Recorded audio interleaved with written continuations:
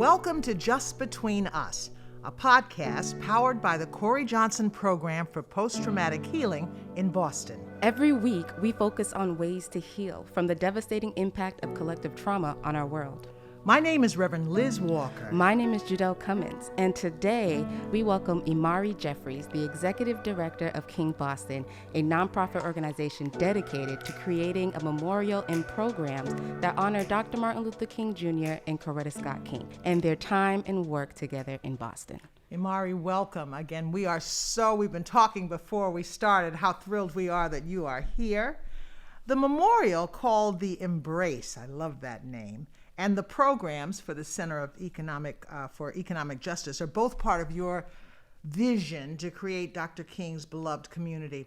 First of all, when is this all planned to be up and running in the city? Well, I want to thank you. I'm so excited to be here this morning. I solely appreciate being here and allowing me to speak with you today about our really, really exciting work. It is a sculpture to honor Dr. and Mrs. King. It is a plaza to honor Boston heroes of civil rights and social movements, and it is in America's oldest park. And so it's complemented by the Center for Economic Justice, which will be here in Roxbury. And so the idea of connecting Roxbury 02119 to downtown, to the Common, America's oldest park, the Parkman Bandstand, the original route of Dr. King and Mrs. King's 1965 Freedom Rally, which started in Roxbury and ended downtown. And so excited to be building this with you and the city. And so we imagine that we'll break ground in 2022. It will be completed in January of 2023. The center is probably a longer process. We are envisioning at least 35,000 square feet, a campus that includes a museum, a theater, a small micro business center, and then a community gathering space. And so really conceptualizing a new downtown and public square. Sounds exciting. Before we want to move on, I do want to remind probably the two people who don't know, because I think everybody now knows, that the Kings actually met in Boston when both were students, fell in love here, yes, and began the work that changed the world, correct? That's right. And Boston is one of our country's great college towns. And so the Kings, like other students, and currently there's about 375,000 students every year in the Commonwealth. So the Kings, like other students, came here in the 50s to attend college. And so Dr. King was a doctoral student. He was a young doc student, and Mrs. King was at New England Conservatory, and so she was a singer. And so they met here through mutual friends at church, fell in love, and that's where the story began. Wow. Beautiful. Well, as you know, this podcast is all about healing.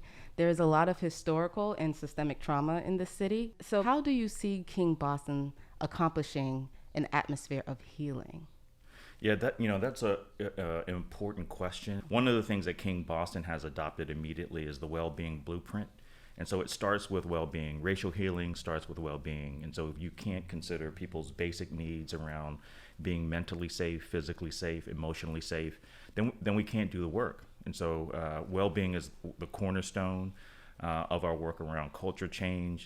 The Embrace is a monument. Monuments are about culture, and so King Boston is in the culture change work. And so it's centered in our practice of anti-racism. It's centered in our practice of policy change.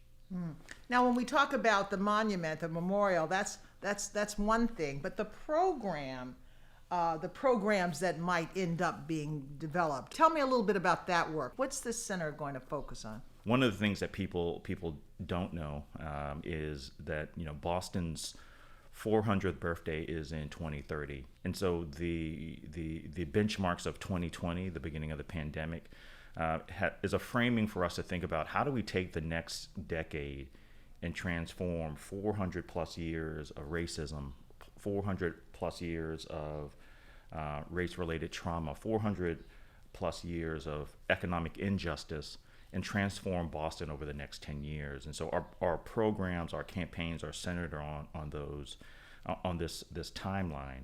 And so there's three ways in which we're thinking about how do you transform a city. The first way you transform a city is through culture. And so we're starting with building the Embrace. We're building a statue for Dr. and Mrs. King in America's oldest park. And so what does those values say for those same children, for those same residents and citizens of the city? And so it's about culture building. And so one of the programs, our campaigns, is centered around how do we change the culture of our city to be one that's more inclusive, that's more anti-racist, that transforms people out of a zero-sum game. The other is information, data, and policy. There are a lot of research institutes in our city. We have a lot of great scholars.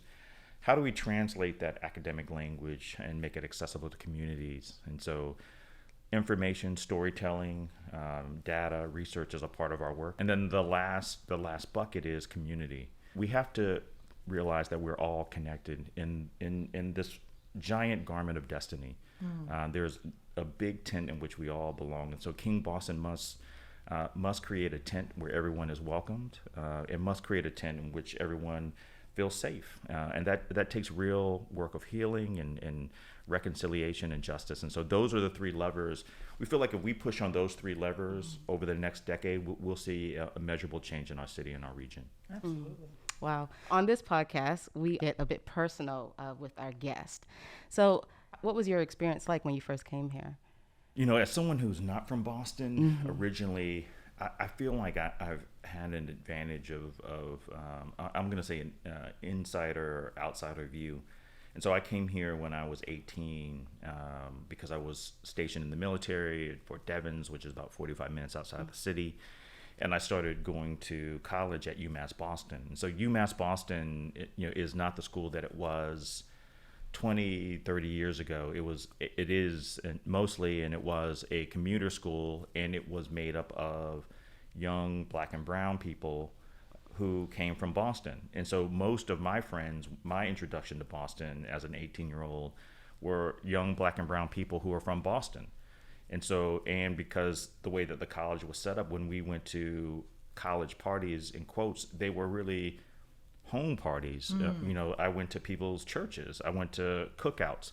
So my introduction to Boston was through and by Bostonians. And so that was how I learned Boston, from people from Boston, because those were my first friends and are my long-term friends. So I had a different view of Boston because my introduction was in streets that I think folks who come here as workers or college students don't get to have. And so it felt welcoming to me. It felt like home. It felt like community. But I know that that's a unique experience that not everyone gets. Counselor Tito Jackson says of the 375 students who come to the Commonwealth, a lot of times their first introduction to Boston is a parking ticket on their car. That's their welcome to Boston flyer. And so I think we have to change that, especially for Black and brown visitors who are thinking about making Boston their long-term home. And so I think it's important for Boston to be a place for people who are from here and for folks who are relocating as implants.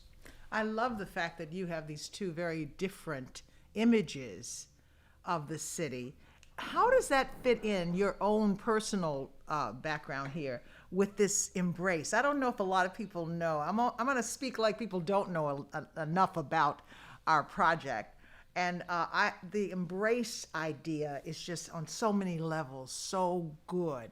It speaks to how you got here, really, because you were embraced into community. Tell us a little bit more about the embrace. Yeah, the embrace. Hank Willis Thomas, and many might know Hank Willis Thomas as the artist, is nationally known artist who did much of the work of the EJI, the museum down in Alabama, with the Equal Justice Institute and Brian Stevenson. So he was the artist. He is the artist who the embrace is inspired by. And so the embrace, which looks like arms hugging, it was inspired by a photograph of Dr. and Mrs. King. And it was the moment that Dr. King discovered that he had won the Nobel Prize. And so the $54,000, which in 2021 dollars is about $500,000, Dr. King gave every cent of that away to civil rights movements, to civil rights organizations. So he gave away a fortune. And so the inspiration is the photograph of Dr. and Mrs. King hugging. He found out he won. He hugged Mrs. King. And Hank talks about the weight of the picture. It's pure joy on the faces of both of them. And if you look at the picture, Mrs. King's arms are underneath Dr. King, almost as if she is holding him up. And so this real power of connectivity, the power of embrace, the experience of pure joy, the understanding that Black women are holding us up. And so that's the power of the embrace, and really for all of us to think about everyone who is holding us up in this moment of being locked away and sheltering in place and shut downs. Most of us have realized the most important thing we want to do is be safe, take care of our families, and hug our friends and loved ones. And then to have this monument in America's oldest park, right? To have it be unapologetically the new symbol of Boston. And so that's powerful. It is powerful. Judelle, I'm going to throw this at you, no. and I didn't tell you I was going to ask you, but what did you think when you first heard about the notion of embrace? Because in these times, everything's so radical the other way. I mean, to talk about love sounds old school and old fashioned. Did that hit you that way as a young person, or do you think this is exactly, as Imari said, what we need? To Amari's point, I think it's exactly what we need, especially during this pandemic. Wanting to embrace someone has never been more crucial than now. Trauma disconnects us from even being able to do that, to embrace somebody, to accept somebody new into your life. And so I just think it's timely, and I think it's fitting for the time that we're in and where we're hoping to go.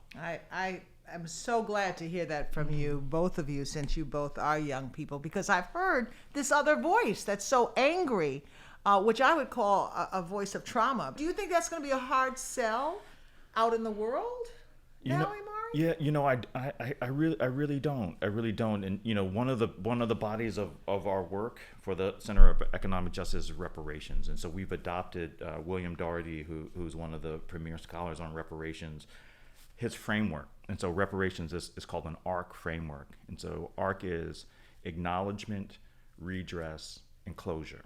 And so in this moment where we're talking about trauma, acknowledging what happened, what went wrong, how people feel about their condition, redressing, making what was wrong right, and then closure, right? Like, there has to be closure to these things. And so this reparations approach is both monetary, it's economic, but it's also a way in which we want to do business with each other. And so how, post-COVID, how do we take a reparations approach, this ARC approach, right? Acknowledgement, redress, and closure. There has to be a way for you to move forward. It doesn't mean that you forget, it doesn't mean that you bury things, but there has to be a place for these things to sit in your life, so that they don't hold you back. And so that's part of the work. That's part of the healing work. Right.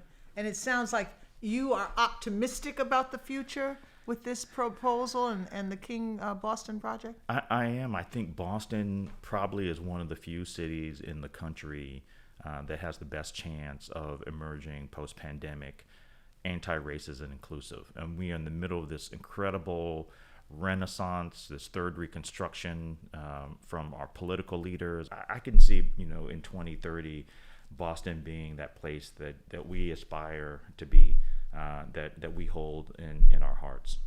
That's absolutely wonderful. So you've given me optimism. Thank you very Same, much. Imari, really. Thank you so much for joining us. For all of you who are listening, our goal here is to continue to have these conversations on trauma and healing, and we hope you will continue to join us. If you want to learn more about Can We Talk and the Corey Johnson program, visit our website at rpcsocialimpactctr.org. That's rpcsocialimpactctr.org. Again, thank you, Imari, Judelle, everybody, be well.